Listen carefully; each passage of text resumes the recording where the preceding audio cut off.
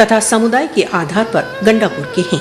तथा गंडापुर समुदाय की अनुवांशिक श्रृंखला नजीबुत तरफैन सैयद विख्यात बुजुर्ग हजरत मीर सैयद मोहम्मद गेसू दराज रहमतुल्लाह अलैह से मिलती है, जिनका मजार हैदराबाद दक्कन में हसनाबाद गुलबर्गा में श्रद्धालुओं के लिए आकर्षण का केंद्र है। हजरत क़िबला फ़कीर नूर मोहम्मद सरवरी क़ादरी के जीवन की सबसे महत्वपूर्ण उपलब्धि यह है कि उन्होंने हजरत सुल्तानुल आरफीन रहमतुल्लाह अलैह का फ़ख्र, जो पुस्तकों की ओट में एक अजनबी भाषा फारसी के पर्दों में संसार की दृष्टि से ओझल हो गया था तथा जो रहस्यवाद की जटिलताओं की पृष्ठभूमि में छिपकर एक प्राचीन तथा अतीत की कथा बन चुका था, को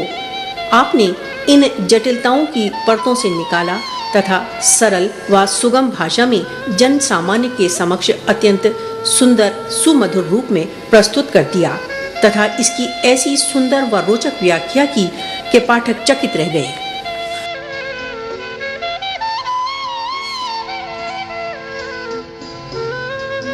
सरवरी क़ादरी श्रृंखला में हजरत सुल्तान बाहू रहमतुल्लाह अलैह के पश्चात आप रहमतुल्लाह अलैह प्रथम बुजुर्ग हैं जिन्होंने सृजना की। इस संपूर्ण श्रृंखला में काव्य रचना तथा सृजना में कोई भी समकालिक आप रहमतुल्लाह अलैह की बराबरी पर नहीं आ सका। आपका ग्रंथ इरफान, फ़क्र व अध्यात्म तथा रहस्य के विषय पर एक अपूर्व रचना है। सुल्तान बाहू रहमतुल्लाह अलैह ने अपनी 120 के लगभग फारसी पुस्तकों में फ़क्र की जो चर्चा की है, इसका सार तत्व इरफान में प्रस्तुत कर दिया है।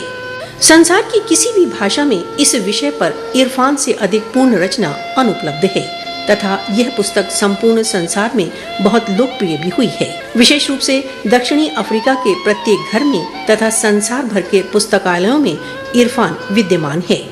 आप रहमतुल्लाह अलैह ने अपने जीवन के अंतिम 5 वर्ष फैसलाबाद में व्यतीत किए तथा जीवन के अंतिम समय तक वहीं रहे। मृत्यु से 3 दिन पूर्व रात्रि समय आप रहमतुल्लाह अलैह बहुत देर तक अपने सुपुत्र फ़कीर अब्दुल हमीद साहब सरवरी क़ादरी से बातें करते रहे।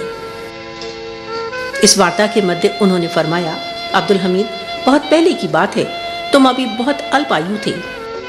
हम दरबार हजरत सुल्तानुल आरिफीन रहमतुल्लाह अलैह में थे।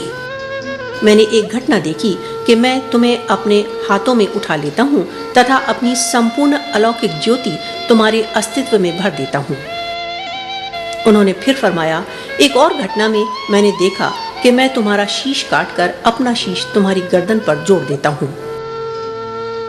उन्होंने फिर फरमाया कि तुम्हारी माता ने तुम्हारे जन्म से कुछ दिन पूर्व अपनी गोद में स्वर्णिम कुरान मजीद देखा था। मुझे तुम्हारे ऊपर पूर्ण विश्वास है। 16 अक्टूबर 1960 को आपने वसीयत फरमाकर अपने सुपुत्र फ़कीर अब्दुल हमीद साहब सरवरी क़ादरी को अपना आध्यात्मिक उत्तराधिकारी घोषित कर दिया। 17 अक्टूबर की रात्रि इरफान का वह सूर्य अस्त हो गया जिसकी ज्योति किरणों से सहस्त्रों अंधकारमय हृदय प्रकाशित हुए। आप रहमतुल्लाह अलैह का उर्स मुबारक प्रतिवर्ष 16, 17 व 18 अक्टूबर को मनाया जाता है, जिसमें आपके श्रद्धालु संसार के विभिन्न भागों से आकर सम्मिलित होते हैं। आपके प्रथम उत्तराधिकारी फ़कीर अब्दुल हमीद साहब सरवरी क़ादरी जन्मजात रूप से वली अल्लाह होने के साथ साथ अध्यात्म की कई पुस्तकों के रचयिता भी हैं। फ़कीर साहब रहमतुल्लाह अलैह ने मुर्शदी व मौलाई सुल्तानुल आरफीन फना फी ऐन ज़ात याहू हजरत सुल्तान बाहू क़ुद्दस अल्लाह सिर्रा अल अज़ीज़ की पंजाबी कविता अर्थात मजमुआ अबियात, जो सी हरफी के नाम से भी विख्यात है, को शुद्ध तथा यथार्थ रूप में उर्दू व्याख्या के साथ प्रकाशित किया, जिससे जन सामान्य विशेष रूप से हजरत सुल्तानुल आरफीन रहमतुल्लाह अलैह के श्रद्धालु हुजूर के पंजाबी अबियात की वास्तविक यथार्थता की जानकारी प्राप्त कर लें, क्योंकि पिछली सी हरफियों में यदा कदा अशुद्धियां थीं तथा कुछ अन्य लोगों ने इस प्रकार के अनुचित व अधार्मिक अभियात इनमें सम्मिलित कर दिए थे, जो अनुचित होने के साथ साथ गैर शरई भी थे। ऐसे गैर शरई अभियात हजरत सुल्तानुल आरफीन रहमतुल्लाह अलैह की वाणी कदापि प्रतीत नहीं होते तथा शरा के विरुद्ध होने के कारण जनता के लिए अनुचित मार्ग का तथा भक्तों के लिए अश्रद्धा का कारण भी बन रहे थे। अतः फ़कीर साहब रहमतुल्लाह अलैह ने इसी भावना तथा सद्विचार के अधीन इस ओर लेखनी उठाई, जिससे पंजाबी भाषा जानने वाले तथा इस भाषा में रुचि रखने वालों के समक्ष अभियात का एक शुद्ध संकलन उर्दू भाषा में व्याख्या के साथ प्रस्तुत किया जाए। जिसे इंशाअल्लाह सभी सद्बुद्धि व सद्वृत्ति के स्वामी तथा परमात्मा के ज्ञान के भक्त सम्मान की दृष्टि से देखेंगे तथा इसके अध्ययन व पठन से लाभान्वित होकर फकीर साहब रहमतुल्लाह अलैह को श्रद्धा से स्मरण करेंगे। फकीर साहब रहमतुल्लाह अलैह की लगभग 40 वर्ष से अधिक समय की अवधि हजरत सुल्तानुल आरफीन रहमतुल्लाह अलैह की लिखित पुस्तकों के गहन अध्ययन में व्यतीत हुई तथा इस अवधि में उन्हें इन पुस्तकों के अध्ययन से बहुत अधिक आध्यात्मिक तथा आत्मिक लाभ भी हुए तथा इसी कारण फकीर साहब रहमतुल्लाह अलैह के लिए हुजूर रहमतुल्लाह अलैह की रचनाओं को अन्यों से पृथक कर सुशोभित करना संभव हुआ तथा हुजूर रहमतुल्लाह अलैह के आशीर्वाद से फकीर साहब रहमतुल्लाह अलैह के लिए हुजूर की पंजाबी व फारसी रचनाओं की व्याख्या करना सरल हो गई। इसके अतिरिक्त फकीर साहब को उनकी छत्र छाया की दीर्घ अवधि में सुल्तानुल आरफीन रहमतुल्लाह अलैह के नवीन व पुरातन दरबार में योग ध्यान के समय उस समय की महान आत्माओं, फकीरों व दरवेशों के साथ संगत तथा उनके साथ विचारों के आदान प्रदान का स्वर्ण अवसर उपलब्ध होता रहा तथा उन्हें उनसे मौलिक व शुद्ध अबियात सुनने का अवसर प्राप्त हुआ। इसी कारण फकीर साहब का मजमुआ अबियात अर्थात अबियात का संकलन प्रत्येक दृष्टिकोण से शुद्ध तथा लाभकारी सिद्ध हुआ। इसके अतिरिक्त यह भी उल्लेखनीय है कि सुल्तान आरफीन रहमतुल्लाह अलैह की वाणी से बहुमूल्य पंजाबी अबियात की उस समय सृजना हुई जब अपने शिष्यत्व के आरंभिक काल में आप 30 वर्षों तक मुर्शद की खोज में व्याकुल इधर उधर फिरते रहे।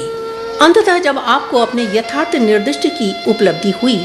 उसके पश्चात आप रहमतुल्लाह अलैह यथार्थ तालिब अर्थात भक्त की तलब अर्थात खोज में रहे। एक स्थान पर आपने कहा, मैं 30 वर्ष तक मुर्शिद कामिल की खोज में फिरता रहा हूँ, परंतु अब कई वर्षों से यथार्थ तालिब अर्थात भक्त की खोज में हूँ। परंतु इस धरती पर कोई सच्चा, उत्साही, व्यापक दृष्टि वाला, योग्य, उपदेश व शिक्षा योग्य तालिब अर्थात भक्त नहीं पाता जिससे अपनी उपलब्ध उपलब्धियों के आध्यात्मिक व सांसारिक ज्ञान के असीम भंडार जो मुझे उपलब्ध हुए हैं उनकी ज़कात निकालकर उसे उसके यथार्थ अधिकारी को सौंप दूं तथा मुझ पर ईश्वर का जो महत् दायित्व है उससे मुक्त हो जाऊं। इसके पश्चात आप रहमतुल्लाह अलैह ने अपने आध्यात्मिक मार्फत के भंडारों को अपनी फारसी पुस्तकों के रूप में प्रस्तुत किया तथा सर्वसाधारण को संबोधन कर दिया कि हमने मार्फत के बहुमूल्य भंडार सबके लिए खोल कर रख दिए हैं, जिस किसी को बुद्धि तथा समझ है वह तुरंत उसे प्राप्त कर ले।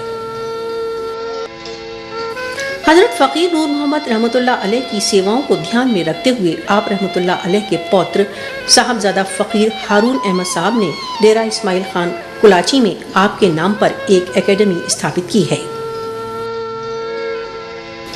इस एकेडमी में हजरत सुल्तान बाहू रहमतुल्लाह अलैह की पुस्तक अबियात बाहू जो पंजाबी भाषा में है तथा फारसी भाषा में रचित रिसाला रूही शरीफ जिसमें हजरत आदम अलैहिस्सलाम से अब तक की समस्त बातों की चर्चा है को हिंदी भाषा में अनुवाद कराकर हजरत गुरु नानक की जन्म जयंती के अवसर पर पाकिस्तान यात्रा पर आए हिंदू व सिख तीर्थ यात्रियों में भेंट स्वरूप वितरित किया गया।